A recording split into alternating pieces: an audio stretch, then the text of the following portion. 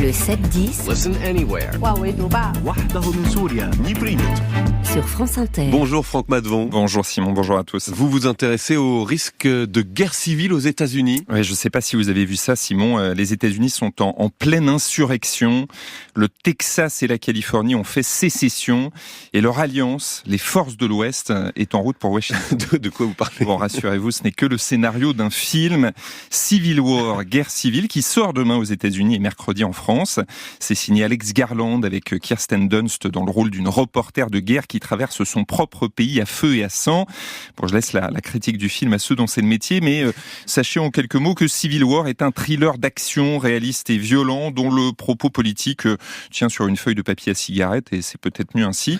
On ne sait pas pourquoi la guerre a éclaté, il faut se contenter de quelques bribes d'infos. Le président en est à son 3e mandat, il a démantelé le FBI et le gouvernement bombarde des civils. Et toute ressemblance avec la réalité serait purement fortuite. Alors, franchement, oui, Simon, il n'y a ni bon ni méchant, pas de morale.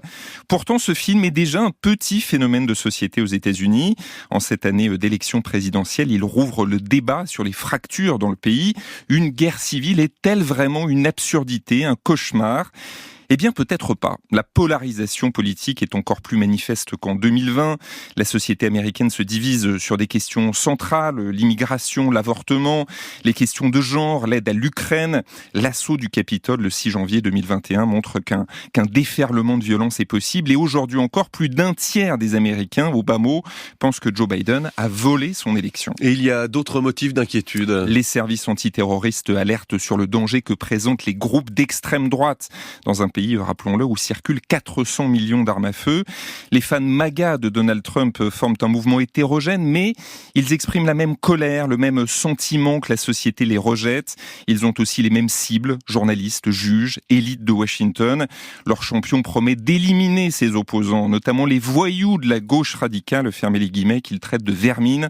L'extrême droite conspirationniste est désormais représentée au Congrès. L'an dernier, l'élu Marjorie Taylor Greene a sérieusement proposé de séparer les États bleus, démocrates, des États rouges, républicains.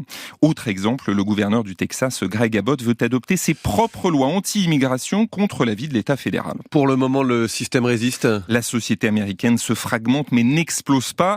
Le modèle checks and balances des États-Unis, contrôle et équilibre, garantit le respect de la démocratie. Et depuis l'émeute du Capitole, aucune révolte comparable ne s'est produite. Mais il y a bien aujourd'hui deux Amériques, deux camps entre lesquels le fossé va forcément se creuser avant la présidentielle de novembre. La guerre civile n'est qu'une fiction. Vous noterez, Simon, qu'on en a quand même fait un édito ce matin.